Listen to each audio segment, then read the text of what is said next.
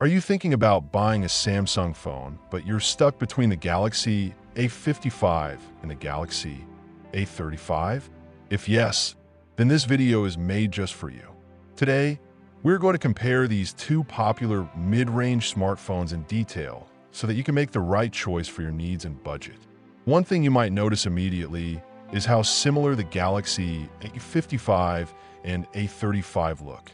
From the outside, both phones have a modern design with the same size screen, the same layout of camera rings on the back, and almost identical dimensions.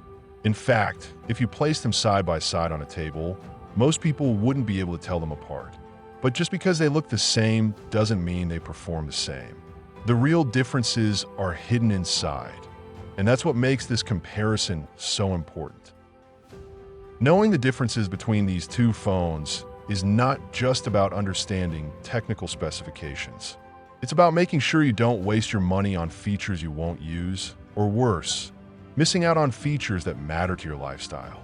Maybe you want better camera quality for your travels, or you need a faster phone for multitasking, or you just want a device that feels more premium and lasts longer.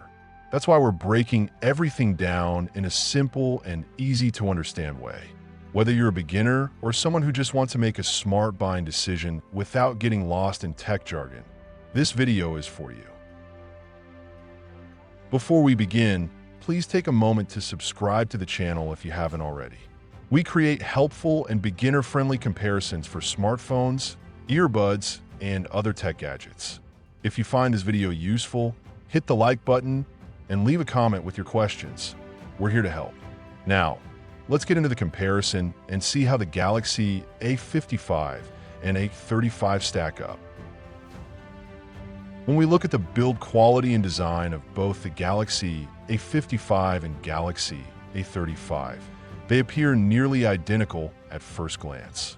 Both phones have a sleek and modern design that follows Samsung's current design language. They feature flat edges, rounded corners, and minimalist aesthetics. The back panels have the same floating camera design, with 3 lenses aligned vertically. Both devices are made with durable materials, and they feel solid in the hand. However, there is a subtle but important difference in the materials used. The Galaxy A55 has an aluminum frame, which gives it a more premium feel and slightly better durability. The A35, on the other hand, comes with a plastic frame, which is still sturdy but feels less premium. This may not matter to everyone, but if you care about the look and feel of your phone, this is something to consider. Also, both phones come with Gorilla Glass Victus Plus on the front for scratch protection, but the A55 again edges ahead with slightly better drop protection. One of the standout features is the 120 Hz refresh rate on both models. This means both phones offer super smooth scrolling and better gaming experiences compared to phones with standard 60 Hz screens. For casual users, this makes everything from browsing to social media feel much faster and more responsive. But while the display quality on both phones is excellent, the A55 has a slight edge when it comes to brightness and color accuracy. It gets a bit brighter outdoors, which can make a difference if you use your phone under direct sunlight. The A55 also supports HDR10+ for better video playback, giving you deeper blacks and more vibrant colors when watching supported content on platforms like YouTube and Netflix. In terms of performance, the difference is more noticeable. The Galaxy A55 is powered by the Exynos 1480 processor, while the A35 uses the older Exynos 1380. The A55's chip offers better performance in everyday tasks, multitasking, and gaming. Apps open a bit faster, switching between apps feels smoother, and heavier games run more consistently. While both phones come with 6 GB or 8 GB of RAM, the A55 also supports faster LPDDR5 RAM and UFS 3.1 storage, which means it can handle more processes at once and load apps and files faster. These differences may not be immediately obvious to casual users, but if you plan to keep your phone for several years, or if you multitask often, the A55 will give you a better and longer-lasting experience. When it comes to cameras, both phones offer triple camera setups, but the A55 has an edge in terms of image quality and features.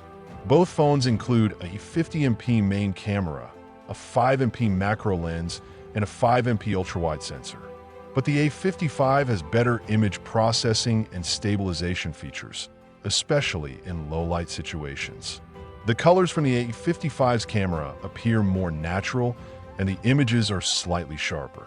For selfies, both phones have a 13MP front camera, but the A55 again provides better skin tone balance and more details. If you're someone who loves taking pictures or videos, especially at night or in less ideal lighting, the A55 will likely be more satisfying. Battery life on both devices is quite similar since they both have a 5,000 mAh battery and support 25W fast charging. This means you'll get a full day of usage on either phone with normal use. However, due to the A55's more efficient processor, it tends to last a bit longer in real-world usage. They don't include a charger in the box, and their 25W charging speed isn't the fastest in the mid-range segment.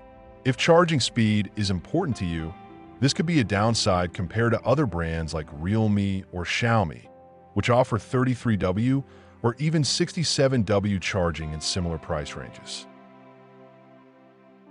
Finally, let's talk about software and updates. Both phones run Samsung's One UI 6.1 based on Android 14. Samsung has promised 4 years of major Android updates and 5 years of security updates for both devices, which is great news if you're planning to keep your phone long-term. The user experience is nearly the same on both, with features like Samsung Knox Security, Samsung Pay, and a variety of customization options. But the A55 gets a slight edge because it has a more optimized performance thanks to the newer chip, and it's likely to get performance-based tweaks over time.